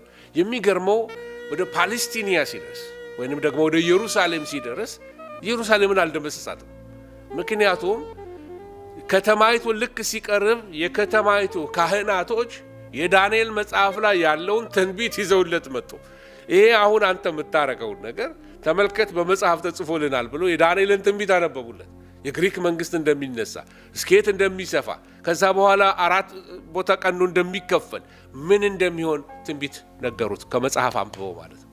ከዚህ የተነሳ አይሁዶቹን አልነካቸው፣ አልፏቸው ሄዶ እስከ ኢራን ድረስ እየደመሰሰ ሲሄድ ትመለከታላችሁ። እና ይሄ የአሌክሳንደር ዘ ግሬት አንዱ ታሪክ ነው። እና ኢየሩሳሌምን ሳይደመስስ ማለፉ እግዚአብሔር እንደታደጋቸው በትንቢት ትመለከታላችሁ። ስለ ኮይኔ ግሪክ ደግሞ ብነግራችሁ አሌክሳንደር ብርቱ ወታደራዊ ሰራዊት ቢኖረውም ከሁሉ የሚታወቅበት ሄሌናይዜሽን ነው። ይህን ቃል ያዙት፣ ፈተና ላይ ሊመጣ ይችላል። ሄሌናይዜሽን የግሪክኛው ቋንቋ ተራ ህዝብ ሁሉ የሚግባባበት ሲምፕል የሆነ ኮይኔ ማለት የጋራ ቋንቋ ሆነ እና ለ600 ዓመታት ያህል የግሪክ ባህልና ቋንቋ የበላይ ሆኖ ተመልከቱ። ለ600 ዓመታት ያህል ሲገዛ የኢምፓየሩ ዋና የበላይ ቋንቋ ሆኖ ሲገዛ ነበር። በአዲስ ኪዳን በመጀመሪያው 100 ዘመን አካባቢ ላይ ግሪክኛ በነበረው ውስብስብነት፣ ግሪክኛ በነበረው ገላጭነት የተመቸ ቋንቋ ስለነበረ ብሉይ ኪዳንን 70 ሊቃውንት ተሰብስበው የብሉይ ኪዳንን ወደ ግሪክኛ ቀየሩት። ስለዚህ ነው አሁን መጽሐፍ ቅዱስ ለኛ የብሉይ ኪዳን ዕብራይስጥ ሳይሆን ወደ ይሄኛው ሰብትጀንት የሚባለው መጽሐፍ ትስዓቱ ቅዱሳን 70 ቅዱሳን የተረጎሙት ሰብትጀንት የሚባለው መጽሐፍ የተተረጎመልን ከዛ ነው። አያችሁ። እና በጣም ኢንትረስቲንግ የሆነ ነው ቋንቋው መኖሩ የሚመች ነው። ፊደላቱ ላሳያችሁ፣ ምናልባት የምታውቁ ሰዎች ካላችሁ ይሄ ግሪክኛ ያላችሁ የተማራችሁ ሰዎች አልፋ፣ ቤታ፣ ጋማ፣ ዴልታ፣ ኤፕሲሎን፣ ዚታ፣ ኤታ፣ ቴታ፣ አዮታ፣ ካፓ፣ ላምዳ፣ ሙ፣ ኑ፣ ክሲ፣ ኦሚክሮን፣ ፓይ ይሄ ማትስ ላይ ታዩታላችሁ። ሮ ይሄ አር ነው እና ሲግማ፣ ታው፣ ሙ፣ ኑ እያለ ይሄዳል። እና ፊደላቱ እነዚህ ናቸው። በቃ ትንሽ ናቸው። ለማጥናትም ልማር ካላችሁት በጣም ራሳችሁን ማስተማር ትችላላችሁ። በዚህ ፊደላት ነው የተጻፈው አዲስ ኪዳን፣ በእነዚህ ፊደላት ነው። ኦኬ መቼም አማርኛችንን አቡጊዳ ታውቁታላችሁ። አቡጊዳ ሄውዞ እሱ በጣም የሚገርማችሁ ከግሪክኛው ፓራሌል ነው የተሰራው። አልፋ፣ ቤታ፣ ጋማ፣ ዴልታ፣ ኤፕሲሎን፣ ዚታ እሱ ነው አቡጊዳ ሄውዞ ዚታ፣ ኤታ፣ ቴታ፣ አዮታ፣ ካፓ፣ ላምዳ፣ ሙ፣ ኑ እነዚህ አይዟችሁ ልሳን አይደለም። ማስተርዬ ምንኛ ነው የምትለው እንዳትሉኝ እሺ። እና እነዚህ የግሪክ ሆሄያት ነው የሚባሉት፣ የግሪክ ሆሄያቶች ናቸው። እነዚህን ማወቃችሁ ኦሪጂናል ቋንቋውን ሄዳችሁ እንድታጠኑ ያደርጋችኋል። ኦሪጂናል ቋንቋውን እንድታጠኑ ያደርጋቸዋል። ለምሳሌ ባለሳሳት እዚህ ጋር አንድ መጽሐፍ ቅዱስ አለኝ። ይሄ መጽሐፍ ቅዱስ ሂብሩ ግሪክ ኪ ስታዲ ባይብል ይላል። ኪንግ ጄምስ ነው እና እያንዳንዱን የግሪክ ወርድ ያሰምርላቸዋል። አዲስ ኪዳን ላይ ስትሄዱ ግሪክኛውን ያሰምርላቸዋል። ከኋላ ሌክሲከን የሚባል አለ። ሌክሲከን ማለት እንደ ዲክሽነሪ ነው።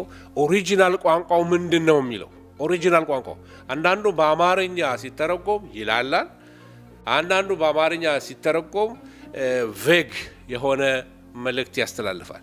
ወደ ኦሪጂናል ሄዳችሁ ስትመለከቱ መጽሐፍ ቅዱስ ዋው በጣም የተለየ ኤክሳይት ያደርጋችኋል።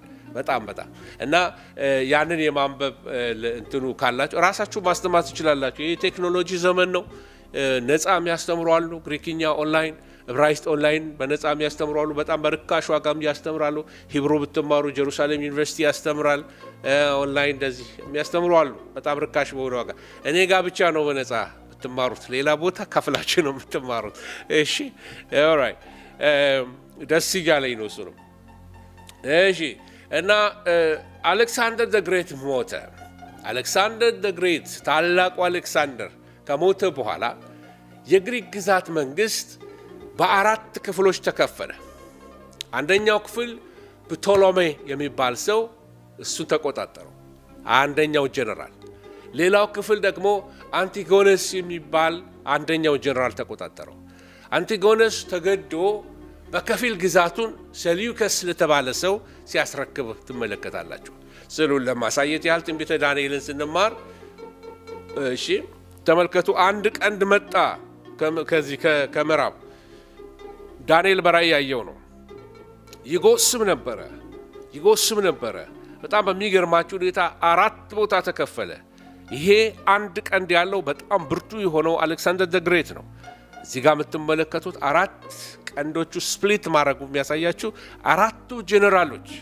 አራቱ ጀነራሎች ይሄንን የግሪክን ኢምፓየር ሲወስዱ ትመለከታላችሁ። ልጅ ነበረው በእርግጥ አሌክሳንደር ዘ ግሬት፣ ግን ልጁንና ሚስቱን አረዱበት፣ ገደሉበት። የድሮ ዘመን ብዙ ደም ያለው አመፅ ብዙ ውስጡ አለበት። ኦኬ ስለዚህ ይሄ አሌክሳንደር ዘ ግሬት ነው። መንግስቱ አራት ቦታ ተከፈለ። ያ ስዕል ዳንኤል የተመለከተው ራእይ ነው። ከላይ ፍየሉ አራት ቦታ ቀንዶ ሲከፈል ሲቆረጥ ሲሰነጠቅ ማለት ነው።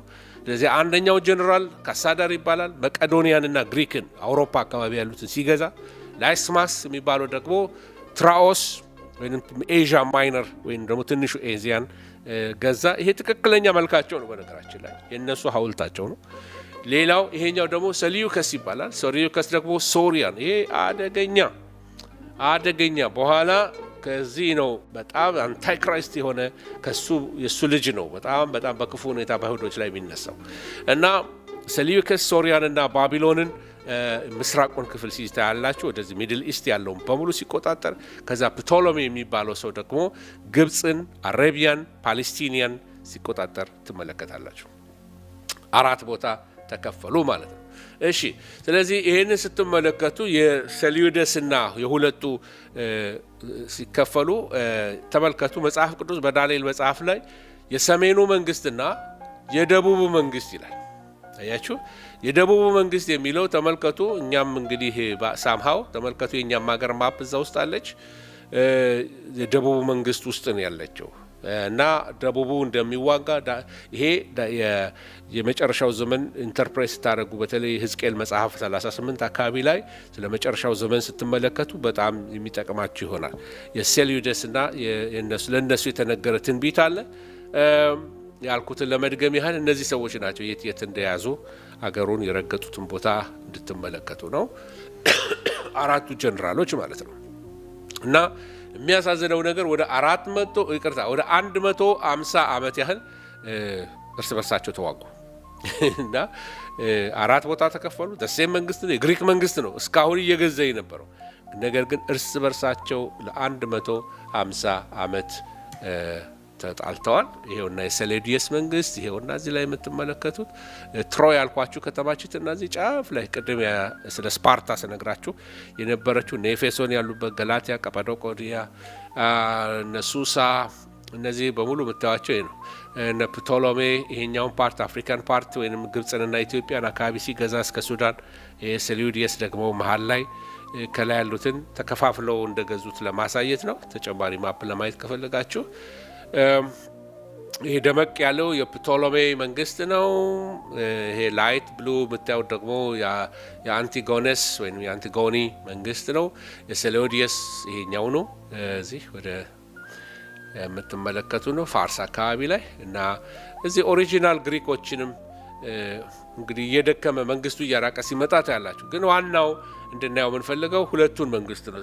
ሴሉዲየስ ኪንግደም የሚባል አለ። ተመልከቱ። እነዚህ ሳንቲሞች በሙሉ የሰውየው መልክ ይዘው እስካሁን ድረስ ከባህር ስር ከዚህ አርቲፋክትስ ከዚህ ከአርኪኦሎጂ ቁፋሮ የተገኙ ናቸው እና እንድታዩዋቸው ነው። በዛ ዘመን የወርቅ ሳንቲም እንደሚመስል ተመልከቱ። ኦኬ ይሄ ፕቶሎሜስ ነው እና ስለ ፕቶሎሜ አንዳንድ ነገሮች ባሳያችሁ። ኦኬ ወደ 323 እስከ 198 አካባቢ የገዛ ሰው ነው። እዛ ላይ ኢንትረስትድ የሆንኩት ለምንድን ነው? በኋላ ሊመጣ ያለው ነገር አለ። የግብጽና የአይሁድን ህዝብ በቃ በቅኝ ግዛት በክፉ የገዛ ፕቶሎሜ ነው እና በአይሁዶች ላይ መጀመሪያ በጣም ክፉ ነበረ።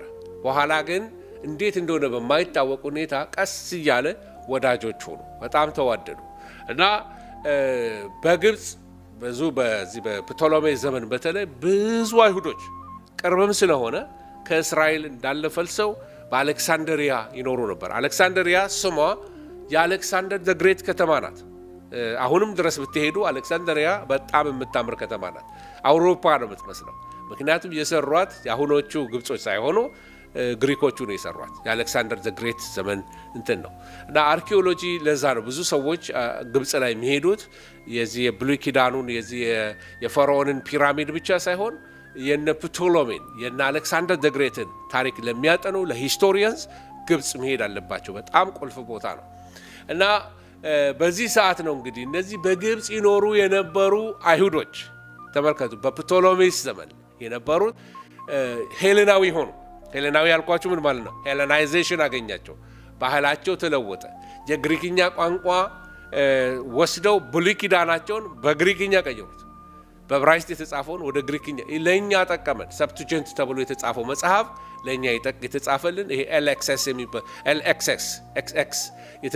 የሚባል መጽሐፍ ቅዱስ ተጻፈልን። ስለዚህ ቀጥታ የተተረጎመ ነው። ከዕብራይስጥ ወደ ግሪክ የተተረጎመልን የብሉይ ኪዳን ነው። አዲስ ኪዳን ትርጉም አያስፈልገውም። ቀጥታ ግሪክኛ ነው የተጻፈው።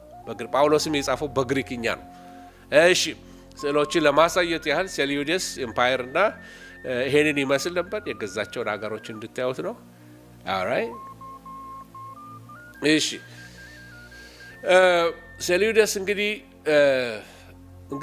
ከ198 ጀምሮ እስከ 166 ማለት ጌታ ኢየሱስ ሊመጣ እስከ ቀረበበት ጊዜ ድረስ ብዙ ከተሞችን በዛ አካባቢ ገዝቷል እና የሄሌናይዜሽን ተጽዕኖ እየከፋ ሲሄድ ከሁሉ የሚያስፈራው አንቲዮከስ ኤፒፋነስ መጣ።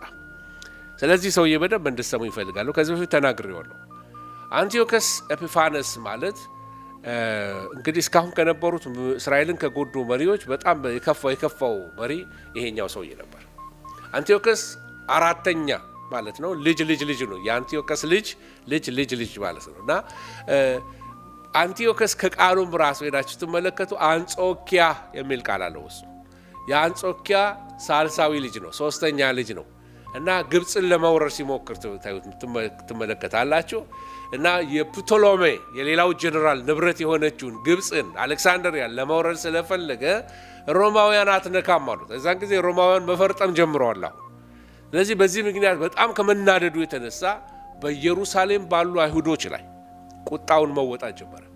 ብዙ አይሁዶችን መግደል ጀመረ። ምክንያቱም እዛ አሌክሳንድሪያ ላይ የነበሩት አይሁዶች ነበሩ እና አሌክሳንድሪያን ነው መውሰድ የፈለገው። የአሌክሳንድሪያ ደግሞ የፕቶሎሜ ንብረት ናት። ስለዚህ ብዙ አይሁዶችን ኢየሩሳሌም ላይ መጣና ገደላቸው። ሃይማኖታዊ መብታቸውን መከልከል ጀመረ። ይባስ ብሎ አሳማ በቤተ መቅደሱ መሰዊያ ላይ መቅረብ አለበት አለና አመጣና የጣዖት መሰዊያ ተከለ። ከዛ አሳማ እንዲታረድ አደረገ። መቅደሱን አረከሰ። ዳንኤል ይህንን በትንቢት ሲናገር የጥፋት እርኩሰት በመቅደስ ውስጥ ሲቆም የጥፋት እርኩሰት ይሄ አሳማው መታረድ ነው። ስለዚህ አንቲዮክስ ኤጲፋነስ ከሲሪያ የተነሳ ወይም ከሶሪያ የአንጾኪያ ሰው ነው። አንቲዮክስ አንጾኪያ ተመሳሳይ እንደሆነ እንድታዩት ነው። ስለዚህ ከሲሪያ የተነሳ ሰው ነው። ጀነራሎች ጦርነት ያስቆመ ነው። ኃይለኛ ሰው ነው። ወደ ኢየሩሳሌም ሄዶ ግን ካህናትን ሲያስጨንቅ፣ ካህናትን ሲገድል፣ በእግዚአብሔር መሠዊያ ላይ አሳማን ሲሰዋ ትመለከታላችሁ። ዳንኤል 9:24 አንዳንዶች ይህ ትንቢት እዛ ጋር ተፈጽሟል ብሎ ይናገራሉ። አንጾኪያ እንደምታውቋት በመጀመሪያው ክፍለ ዘመን ላይ በጣም የክርስትና ቁልፍ ቦታ ነበረች። በጣም ቁልፍ ቦታ ናት እና አንቲዮክስ ኤጲፋነስ የመጣው ከዚህ ከአንጾኪያ ነው። ክርስቲያኖቹ ለመጀመሪያ ጊዜ ደቀ መዛሙርቱም በመጀመሪያ ጊዜ ክርስቲያን የተባሉት በአንጾኪያ እንደነበር ታስታውሳላችሁ። እና ይሄ የአንጾኪያ ከተማ ቁፋሮ ነው። እንዴት የሰለጠነች አገር እንደነበረች እንድትመለከቱልኝ ነው። የግርግዳ ላይ ጌጡን፣ የመሬት የወለል ላይ አርታቸውን እንድታዩልኝ ነው። ተመልከቱ። ይኸውን የግርግዳ ላይ ጌጣቸው ነው። እንዴት የሚያምር እንደነበረ ስልጣኔያቸው ተመልከቱ። እነዚህ ስዕሎች በሙሉ በጠጠር የተሰሩ የአንጾኪያ ከተማ በጣም ከሮም ካሉኝ ከምትላቸው ከተሞች አንዷ ነበረች አንጾኪያ። እና በዚያን ጊዜ እንግዲህ አንጾኪያ እንዳልኳቸው በክርስትና ዘመን በጣም ታዋቂነት ማግኘት የጀመረችበት ዘመን ነው። አንጾኪያ እንዳልኳችሁ የሴሉዲየስ መንግስት ናት እና እያደገች በመምጣቷ ደግሞ በሮም ግዛት ውስጥ ሶስተኛ ትልቅ ከተማ ሆነች። ከሮም ቀጥሎ ማለት ነው። አስቧት። ስለዚህ ትልቅ ከተማ ሆነች እና በመጀመሪያው ክፍለ ዘመን ለመጀመሪያ ጊዜ የወንጌል ስርጭትን ትልቅ ሚና የተጫወተችው የአንጾኪያ ከተማ ናት። ይሄ እንግዲህ ሐዋርያው ጳውሎስ የሚስዮንነት ጉዞውን የሚሽነሪ ጉዞውን የሚስዮን ስራ ለመስራት ወደ አውሮፓ ከመወንጨፉ በፊት ይሄድበት የነበረው የተነሳው ከአንጾኪያ ነው። በአንጾኪያ ብዙ አሕዛቦች ነበሩ። አይሁድና አሕዛብ አብረው ይኖራሉ። ጴጥሮስ እዛ ነበረ እና አብሯቸው ይበላ ነበረ። ከያዕቆብ ዘንድ ወገኖች እስኪመጡ ድረስ ያለምንም ኮምፕሮማይዝ አብሯቸው ይበላ ነበር። አይሁድ የለም፣ ግሪካዊ የለም፣ ምን የለም፣ ተቀላቅለው ይኖሩበት የነበረ የሰላም ከተማ የአሕዛብ ቤተ ክርስቲያን ነበረች። ብዙ አይሁዶች የነበሩት ኢየሩሳሌም ነበረች። ስለዚህ ለመጀመሪያ ጊዜ ክርስቲያኖች ተብሎ የተጠሩት በአንጾኪያ እንደነበረ እንግዲህ ከመጽሐፍ ቅዱስ ላይ እንመለከታለን። ሌላው ከዚህ ጋር አብሬ ላሳያቸው የምፈልገው እነዚህ መቃባውያን የሚባሉ ሰዎችን ነው። አይ ቲንክ ሰዓቴ እየሄደ ነው ያለው። ጥቂት ደቂቃዎች ከሰጣችሁ ሰመራይዝ አድርጌ እጨርሳለሁ። ስለ መቃባውያን ነግሬ እጨርሳለሁ። ምንም አያስቸኩለኝም ብያችኋለሁ። ቀስ ብላችሁ እንደገና እናንተ እንድትሰሙ ስለምፈልግ እና መቃባውያን በተአምራት ያምናሉ ብያችኋለሁ። እና ታላቁ አሌክሳንደር ከሞተ በኋላ አራቱ ጄኔራሎች የግሪክን ግዛት ከፋፍለው ከተካፈሉት በኋላ አንቲዮክስ ኤጲፋነስ የሚባለው ሰው አይሁዶችን ግሪክ ለማድረግ ኃይለኛ ጫና በላያቸው ላይ እንዳደረገ ነገርኳቸው። አንዱ አሳማ መሰዋት አለባችሁ፣ አለበለዛ ትሞታለህ፣ ልክ ቁጥሩን ውሰድ ወይ ትገደላለህ እንደሚባለው ማለት ነው በአንታይ ክራይስት ዘመን። ስለዚህ አሳማ መሰዋት ወይም መሞት፣ ይሄ ምርጫ ነው የሰጣቸው። የመቅደሱን ሀብት ዘረፈ፣ በቁጣ ሮማውያን አትነካም ስላሉት ያችን አሌክሳንደሪያን ማለት ነው። የመቅደሱን ሀብት ዘረፈ፣ አመጣና የዙስን ሐውልት በመቅደስ ውስጥ አስቀመጠ። ዙስ የግሪኮች አምላክ ነው፣ የፓጋኖች ማለት ነው። ይባስ ብሎ ከለከላቸው አይሁዶችን። ምን ግርዘት ከለከላቸው፣ ሰንበት ማክበር ከለከላቸው፣ በዓላትን ከለከላቸው፣ ቶራን ማንበብ ከለከላቸው፣ ሁሉን ነገር በቃ አይሁዶችን አፈናቸው። ስለዚህ ይህንን ያላደረጉ ወይንም ደግሞ ግርዘት ሲያደርግ የተገኘ አይሁዳዊ ይገደል ነበር። ሰንበት ሲያደርግ የተገደለ የነበረ አይሁድ ይገደል ነበር። በዓል ሲያከብር የተገኘ ቶራ ያነበበ ይገደል ነበር። አሳማማ ይሰዋ ይገደል ነበር። ስለዚህ በጣም በቃ በዛ ዘመን ላይ ብዙ ይሄንን ነገር የሚቃወሙ ሰዎች መነሳት ነበረባቸው። ማቲያስ መቃባዊ የሚባል ሰው ተነሳ። ማቲያስ መቃባዊው ማለት ተመካቢያን ማለት ነው። ሽማግሌ ነው እና አመጽ ጀመረ እና ካህን ነበር። አሳማ ለመሰዋት እምቢ አለ እና አንድ ሶሪያዊ ካፕቴን የግሪክ ካፕቴን ነበረ እና ያንን አንድ አይሁዳዊ ሰው ሲላቸው አንሰዋም አሉ ካህናቶቹ በሙሉ ለአሳማውን ማለት ነው። ከዛ አንድ አይሁዳዊ ተነስቶ ሊሰዋ ሲል በሰይፍ አይሁዱን ይገለውና አጠገቡ ያለውን የግሪክ የጦር ካፕቴን ይገለዋል። ሶሪያዊ ነው። ከዛ ጮክ ብሎ ይናገራል። ምን ብሎ ይናገራል? የእግዚአብሔር ወገን የሆነ ከኔ ጋር ይቁም ብሎ ልክ እንደ ጌዴዎን ጮኸ። ማቲያስ መቃባዊው እግዚአብሔር በየዘመኑ ሰው አለው። እሺ ተርመስመስ ባለበት ዘመን ላይ አመጽ ከፍከፍ ባለበት ዘመን ላይ እግዚአብሔር ሰው ያስነሳል። እና ይሁዳ መቃባዊ የሚባል ደግሞ ሌላ ሰው አለ። ይሄ ቅጽል ስሙ መዶሻው ማለት ነው። መቃባዊ ማለት መዶሻው ማለት ነው። እና በየባህሉ የራሳቸው የሆነ ኒክኔምስ አሉት። እና መዶሻ ያሉበት ምክንያት ምናልባት አታክ የሚያደርግ ተዋጊ ሰው ስለሆነ ሊሆን ይችላል። እና መቅደሱን ከግሪኮች እንደገና ማረከ። በቃ ንቅናቄ ያስነሳ ማለት ነው። ከሱ ጋር ብዙ ሰዎች አብሮት ቆሙ። የቀናተኞች የሚባሉት ከዛ ነው የመጡት። የቀነ ስምዖን የቀናተኞች መንደር እስጢፋኖስ ሄዶ የሰበከበትና የተገደለበት ዜለትስ የሚባሉት መቃባውያን ናቸው። እና የአይሁድ ነፃነትን አወጀ። ከዛ አይሁድ መሲህ ከመጣ ልክ እንደዚህ እንደ ይሁዳ መቃባዊው በጦር ኃይል የሚመጣ ይመስላቸው የጀመረው ከዚህ የተነሳ ነው። ለዛ ነው ኢየሱስ ክርስቶስ ሲመጣ ሊቀበሉት ያልቻሉት። ምክንያቱም እነሱም ያውቁት መጥቶ የሚታደጋቸው መሲህ ልክ እንደ ይሁዳ መቃባዊው እንደ መዶሻው እንደሱ መስሏቸዋል። ከዚህ የተነሳ ኢየሩሳሌምን ነፃ መቅደሱን ነፃ ያወጡበት ያ ቀን ትልቅ ሴሌብሬት የሚያደርጉበት ሃኑካ የሚባለው በዓላቸው የተጀመረው ከዛ ጊዜ ጀምሮ ነው። እና ያ ይሁዳ መቃባዊው ያን ነፃነታቸውን ያወጁበት ቀን ሃኑካ ተብሎ ተጠራ። በአመቱ ኖቬምበር ወይም ዲሴምበር ላይ ነው ብዙ ጊዜ ሲያከብሩት። እነ ሳሚ ያውቁታል። ብዙ ጊዜ የዛን ጊዜ ነው የሚያከብሩት። እና የዛን ቀን የሚጫወቷት አንድ ፕሌይ ድሬይዳ ነው እንደዚህ የምትባል የሚጫወቱባት የሚያሽከረክሯት ነገር አላቸው። እግዚአብሔር እናመሰግናለን።